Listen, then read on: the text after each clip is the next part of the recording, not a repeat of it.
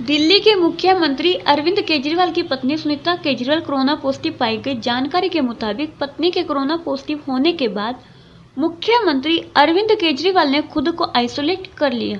अरविंद केजरीवाल को कोरोना के पहले चरण में कुछ दिक्कतें आई थी, हालांकि उनकी रिपोर्ट तब नेगेटिव आई। दिल्ली की मौजूदा स्थिति में अरविंद केजरीवाल लगातार एक्टिव रहे और बैठकों के साथ कई जगह का दौरा भी किया। रोहतक के डीसी कार्यालय में प्रेस कॉन्फ्रेंस के दौरान कोरोना को लेकर कैप्टन मनोज कुमार ने बताया कि पिछले 8 महीने से जो आंकड़े विदेशों से आए थे, इस बार वो आंकड़े कोरोना के 2 महीने में आ गए। इस बार कोरोना बच्चों और बुजुर्गों में ज्यादा फैल रहा है। कोरोना की कोई दवा नहीं है, वैक्सीन मात्र एक प्रतिरक्षा शक्ति बढ़ाती है। सरकार द्वारा जारी हिदायतों का पालन करना है कोरोना के उपचार का रामबाण इलाज है।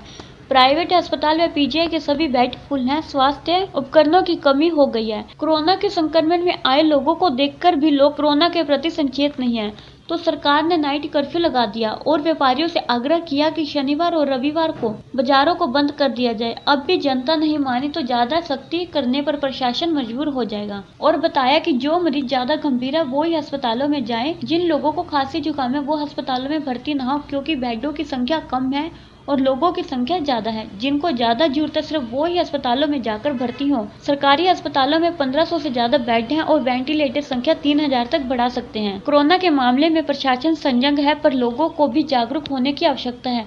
प्रशासन द्वारा जो प्रबंध किए जाने थे वह किए जा रहे हैं। बिना डॉक्टरों की सलाह से दवाई न ले और हमें सबको साथ मिलकर इसके खिलाफ लड़ाई लड़नी होगी। आज से शायद 1.5-2 महीना पहले भी आपके माध्यम से हमने लोगों को जो नए वेरिएंट्स कोविड के आए, चाहे वो इंग्लैंड से, चाहे वो ब्राज़ील से, चाहे वो साउथ अफ्रीका से, जहाँ से भी वो वेरिएंट आए वो ये कि म्यूटेट होकर आ गए कि उनकी संक्रमण की रफ्तार बहुत ज़्यादा बढ़ी हुई थी। पिछले बरस 8 महीने में जिस लेवल पे ये पहुंचा था, इस बरस 20 दिन में ये उस लेवल को पार कर गया। आज गोकर्ण धाम में अष्टमी के दिन महामंडलेश्वर बाबा कपिलपुरी महाराज ने बताया कि आज अष्टमी के दिन 9 कन्याओं को भोजन करवाया गया तथा विधि सहित उनका पूजन किया गया और दक्षिणा भी दी गई। साल में 2 बार नवरात्रि आते हैं, दोनों बार कन्याओं का पूजन किया जाता है। कन्या भी माता का स्वरूप होती है, इसलिए कन्याओं का पूजन किया गया। इसमें एक लड़के को आमंत्रित किया गया। इस लड़के को बटुक भैरव का स्वरूप माना जाता है। सभी का आसान प्रदान करके उनका तिलक किया। सभी कन्याओं और लंगूरा को आदर और प्रेम भाव से भोजन करवाया गया। भोजन करने के बाद सभी को उपहार दिया। कन्याओं के चरण स्पर्श कर उन्हें प्रेम भाव से विदा किया गया।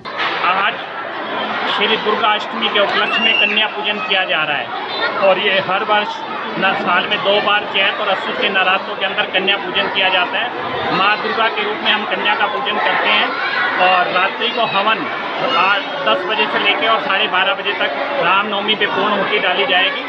आप सभी से कामना है घरों में रह के सुरक्षित रहें और गवर्नमेंट सरकार के द्वारा बनाए हुए नियमों का पालन करें। 2 गज दूरी मास्क है जरूरी। जय माता दी, प्रेम से बोलो, सारे बोलो, रल मिल बोलो, जय माता दी। रोहतक में डीसी कार्यालय के बाहर धरने को संबोधित करते हुए किसान सभा जिला सचिव सुमित ने बताया कि आज प्रदेश भर में सभी जिला मुख्यालयों पर प्रदेश की भाजपा जसपा सरकार की तानाशाही और किसानों की मांगों को अनसुना करने के खिलाफ धरने प्रदर्शन किए गए। कृषि कानूनों के खिलाफ पिछले 5 महीने से किसान आंदोलन जारी है। दिल्ली के चारों तरफ बॉर्डर पर किसान बैठे हैं। 300 से ज्यादा किसान शहीद हो चुके हैं, परंतु मोदी सरकार किसानों की मांगों को हल कराने की बजाय ऑपरेशन क्लीन की जो बयानबाजी कर रही है, उससे किसान बॉर्डर पर अपनी संख्या बढ़ाकर शिकस्त देंगे। प्रदेश के डिप्टी सीएम दुष्यंत चौटाला ने प्रधानमंत्री को चिट्ठी लिखी। किसानों ने कहा कि वे बात करने का झूठा लोग दिखावा कर रहे हैं। अगर वो सच में किसानों के बारे में सोचते तो आज सत्ता का सुख नहीं भोगते और किसान बॉर्डर पर ना बैठते। अब ये पिछले 18 मार्च को हरियाणा विधानसभा में बहुमत का सहारा लेते हुए एक बहुत ही निरंकुश और तानाशाही का कानून बना है, जिसमें आंदोलन के दौरान किसी भी प्रकार की संपत्ति का नुकसान होगा तो उसकी भरपाई आंदोलनकारियों से की जाएगी। ये उसके अंदर प्रावधान है। आज हम उसको वापस करवाने के लिए पूरे प्रदेश में किसान संगठनों और अन्य जन संगठनों की तरफ से ये विरोध कार्रवाइयाँ कर रहे हैं।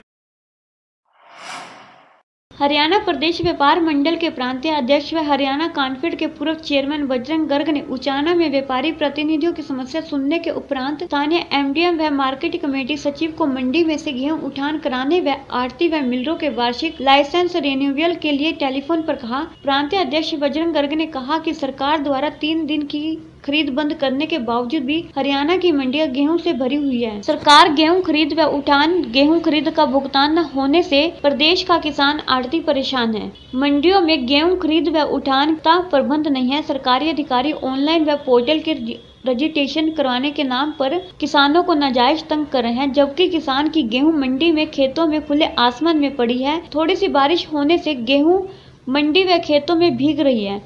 सरकारी आंकड़ों के हिसाब से भी गेहूं का मंडियों में सिर्फ 30% तक ही उठान हुआ है। सरकार के गेहूं खरीद उठान व गेहूं खरीद के भुगतान के लिए सभी दावे फेल हुए हैं। प्रांतीय अध्यक्ष बजरंग गर्ग ने कहा कि मुख्यमंत्री ने दावा किया था कि 48 घंटे में गेहूं का उठान व 72 घंटे में भुगतान किया जाएगा, मगर ना ही 48 घंटे में गेहूं का उठान हो रहा और ना ही 72 घंटे में गेहूं का भुगतान हो रहा। सरकार को हर अनाज की खरीद ऑनलाइन कराने की बजाय ऑफलाइन करनी चाहिए। किसान अपनी फसल काटते ही सफाई करके मंडियों में आढ़तियों के माध्यम से समय पर बेचकर नगद पैसे लेकर अपने घरों को चला जाए।